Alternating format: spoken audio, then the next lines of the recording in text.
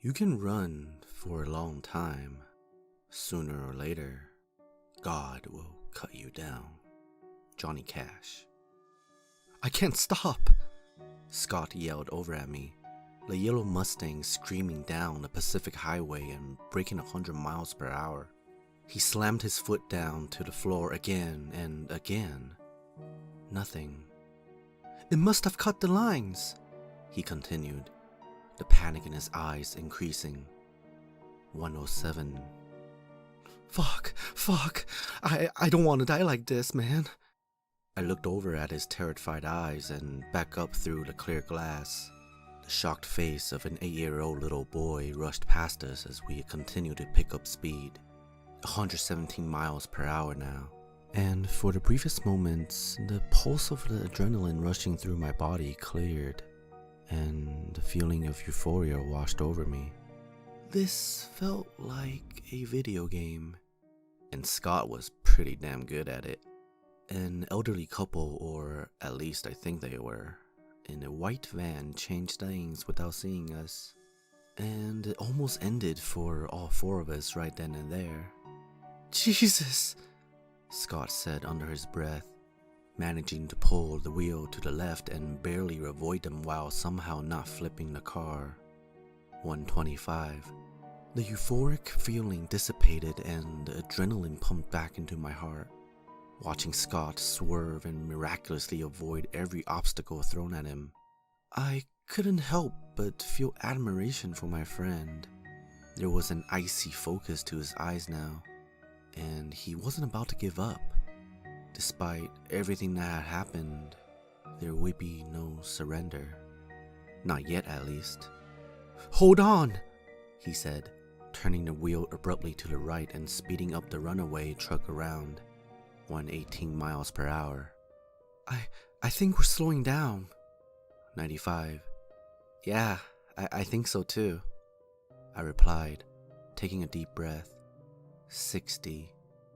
30. The Mustang rolled to a halt as we breathed a collective sigh and exchanged a look of relief. I put my hand on his shoulder. Oh, good thinking. We got lucky again, man, he replied, the terror never leaving his eyes as he stared over at me. He fought back tears and continued.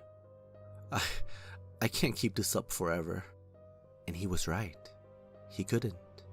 The brake lines being cut was just the latest incident since he had seen the film only a short time ago. There had been the house fire. Scott had barely gotten out alive, just happening to wake up at 3 o'clock in the morning for a glass of water. After 911 called in, the house had been evaluated. The authorities determined it to be caused by faulty wiring and nothing more. He knew better. There was the near electrocution, the jack stand for his car almost crushing him, and the wolves. I'd rather not speak about that one. What should we do? Scott asked me, the adrenaline dying in a blank stare falling across his face as he gazed out of the car window and up into the thick green trees and surrounding hills. I took a moment to gather my thoughts, and then finally replied, We persist. His exhausted body turned towards me as he dug into his left breast pocket and pulled out a cigarette.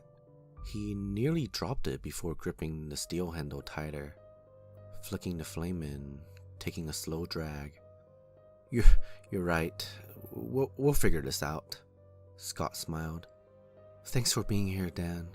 If you ever want to leave, I interrupted. I'm here with you till the end, I replied. He nodded and then he held his hands around his throat. First puzzled and then terrified. I can't breathe. Help me. Help me. His eyes glazed over anyone unconscious. I put my ear against his chest and listened to his respirations. Shallow, yet still there. His pulse was thready and quickening, yet it continued. And as his breathing slowed, I saw the red flashing lights of an ambulance speeding up the ramp behind us. Someone must have dialed 911. You got to be kidding me. As a man and a woman quickly got out of the ambulance and ran over to us, I readied myself and then exited the car. Help my friend! Scott had been having a terrible time the past few years. His father had died of cancer and he had lost each job he had fought so hard for. And his girlfriend even left him after he had proposed. I had no choice but to kill her later on and bury her body in the hills. I told Scott that she was trouble from the start. I didn't tell the two medics why he had passed out. And I certainly wasn't going to explain how I laced a cigarette with poison this morning while he slept. I know what you're thinking, and yes, it was supposed to be painless. In a way, death had been after Scott. I just wanted to end his pain, watching the two medics work desperately to save him. I found a grin falling over my face. He had never shown this type of resilience before. It was impressive. Still, he had been through too much and I didn't want him to struggle anymore. And it wasn't like I was just being selfish. With every attempt at Scott's life, I had been planning to die with him as well. That's what friends are for. Yet each time he had made it. Sure, he survived a fire and what happened before.